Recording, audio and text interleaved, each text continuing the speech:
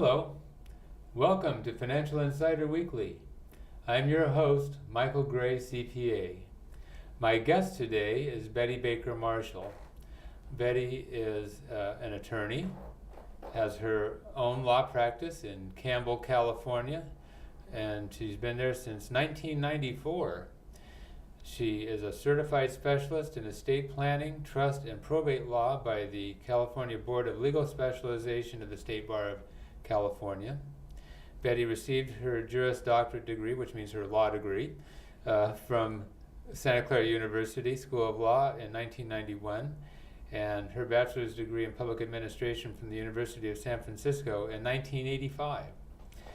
She is the co-author of the Continuing Education of the Bar Practice Manual on Conservatorships and Elder Law Practice, and speaks extensively on elder law issues and other topics related to estate planning and caring for incapacitated persons. And just by coincidence, we're going to be talking about caring for incapacitated persons today. So before we get started, I just want to caution our viewers that we are talking about areas of law. Betty is a California attorney. I'm a California CPA. And however, each person's situation is a little different, and we want you to get legal advice. Correct. So this is what we hope will be something to initiate a conversation for you and your own attorney. So just to sort of pre-frame what we're going to be talking about, Betty, in a sense, you and I are here. Many baby boomers are finding themselves caring for senior parents and friends. The great generation, which is our parents, is in its failing years. It needs to provide we need to provide for their long-term care. And so we need to talk about, or we want to talk about, you and I, a little bit of how do you help people in that circumstance. So I've been a trustee in the past. You helped me out. Yes. So my brother-in-law's mother, who was in her 90s, I believe, when she passed away. My father passed away recently in his 90s. My mother's going to be 90 next year. My wife functioned as trustee for my father-in-law, who suffered from Alzheimer's, darn. So, but it's here, and many That's of us right. are dealing with it these days. It's even Right. in the news. So anyway, so let's talk about it a little bit. So I guess the first question is what is a durable power of attorney for healthcare? Well, a durable power of attorney for health care is a document that is created, we call it executed, by a person who's called the principal to appoint another person as agent to make healthcare decisions for them. So it's a legal document. You can buy pre-printed forms, but it's best to see an attorney, I think, to ask questions about all of the features of it. One of the features is that all powers of attorney are revocable. So if you created a power of attorney, you could decide that you didn't want it anymore and revoke it. It can only be created by the principal. In other words, someone else can't create one for you. You have to do your own. And a power of attorney is a durable power of attorney, stays effective after your incapacity, even though you're incapacitated. However, though, you could say, I don't want that person as my agent anymore. A healthcare provider would not make a decision, which is a legal decision, on the spot if an elderly person's agent was helping them and they said, I don't want you for my agent anymore, and I revoke that document. The doctor would assume that they had the ability to make the revocation and wouldn't render the services at the direction of the agent. They would listen to the other person. Now, if the doctor thought that you didn't have capacity, they might take other steps, but Right. that So would... capacity is a big, especially again when we're dealing with people with dementia and that sort of thing, and how do they feel today? Yeah. You may not even remember who you are. Right, incapacity is an elastic thing. It's not just one thing. Yeah. I mean, people say, oh, she's demented, or she's not able to make any decisions, but really the law says that your capacity to make a decision is related to the decision at hand and the Uh-huh. subject matter of that decision. So you might be able to make medical decisions, but maybe not manage a trust, for example. Uh-huh. So, Okay. What is an advanced healthcare directive? Advanced Healthcare Directive is another document that a principal would execute, and in California there is a statutory document that's a combination of a durable power of attorney for healthcare and advanced healthcare directive. And the advanced healthcare directive tells the agent what they want generally at the end of life when there's maybe a terminal illness or a catastrophic injury. Injury. Well, you could have catastrophic energy, I suppose, and or maybe they're comatose or something like that. So obviously they can't make their own decisions. So it's an instruction to that agent.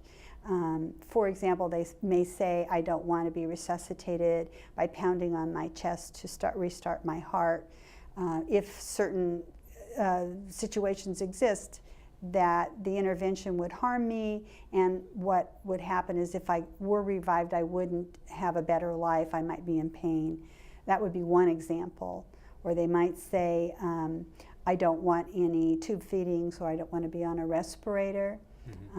I like to be out of pain, so give me as much morphine as the doctor will, even if the doctor says that would hasten my death. So I'm not saying that that's what you would do. I'm saying those are the choices that you have on healthcare directives, so you want to be very specific. Right.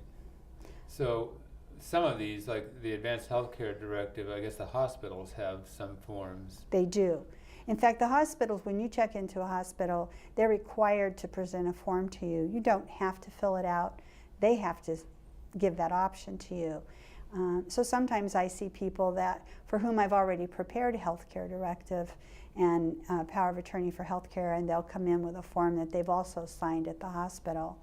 That may overcome some of the directions they have in the other documents, so it's best to combine them and figure out what you really want, because they may be contradictory. Yeah. So part of what this relates to, these two documents that we just talked about, is when people do estate planning, they usually think, oh, I have to get a will and a trust done.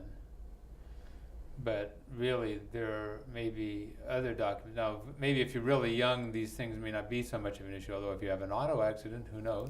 Well, I have had young, catastrophically injured clients, okay. yes. So maybe, though, I guess what I'm getting at is, if you've got somebody that's got we call them trust mills or whatever, that they're just sort of churning out documents, if you will, they may not be pointing out some of these things that you need to think about in addition, and especially, like I said, for when we're dealing with senior parents. Right. Well, one of the problems with getting what I call a boilerplate trust is if everything goes well, it might serve the purpose. But most people think of having a trust or any of their wills or estate planning documents as the document that they might use while they're feeling well, and then what will go into effect when they die. But in fact, many people, as you point out, are staying alive for a very long time and becoming incapacitated. And so there needs to be some careful construction of your plan for what happens when you're still alive and you are not able to take care of yourself or of the issues that are related to your property and your finances. And it's surprising how many people make no provisions for that at all. Yeah, so you really need to think about that, and even in your trust agreement itself. So maybe we'll get into that. So what other preparations can you make for your care when your health declines? Well, I suggest to my clients that one of the most important things that they do in this estate planning process is to have in-depth conversations with their family members to talk about what their wishes are. I mean, the Advanced Healthcare Directive and the power of attorney for healthcare can only go so far on paper. We don't know what specific circumstances will arise in the event of our illness. There are nuances and unusual situations. And so there's a need for the agent to have an understanding of your values. I mean, let's say it's your son, for example. They may have a general knowledge about what mom's values are, but about these things, the answers are surprising. And it's a hard conversation, I think, to have, but it's an important one. There's another layer of grief before death and even after death, when the family members have had to make decisions without really understanding what mom or dad wanted. And they wonder whether they did the right thing or what mom or dad would want. They agonize. It's a very painful thing. And so it can diminish that mystery of what mom would have wanted about this. I mean, there's some surprising answers that your parents might give you. Right. So you do want to find those out too. I know, like, as you know, when I was functioning as a trustee, especially that, you know, the situation, it wasn't my mother. Yes, I remember. So, you know, so I was regularly polling or talking with my brother-in-law and his brother about, okay, well, I mean, here's a decision that needs to be made. You know, how do you feel about this? You know, are you in agreement about, you know, taking this particular action and so forth? I was pretty lucky that for the most part they said, you know, I really trust you and think that you're going to make a good decision. It made things a lot easier for me in some ways, as far as, but then I still did have to make the difficult decisions. So anyway, but I think that that's important, though, that you have that communication that's going, and when the person's incapacitated, that there are other people that are involved, that they're going to want to have some input and not feel excluded, I think. Well, you make a really good point, because you might have a discussion with your children, assuming they would be the people making the decision, and in fact they're not. Or maybe you don't want them to because they're not getting along. It would be important still to relay that information to them so that, as in your case, they can carry the message to whoever will be making the decision. Right. Okay. Can you explain some advantages and disadvantages relating to health care for a durable power of attorney? So that's one thing. Or maybe it's together with other things. So then we've got a conservatorship, and then we've got a living trust. So how do these things sort of interrelate, and what are advantages and disadvantages of some of these?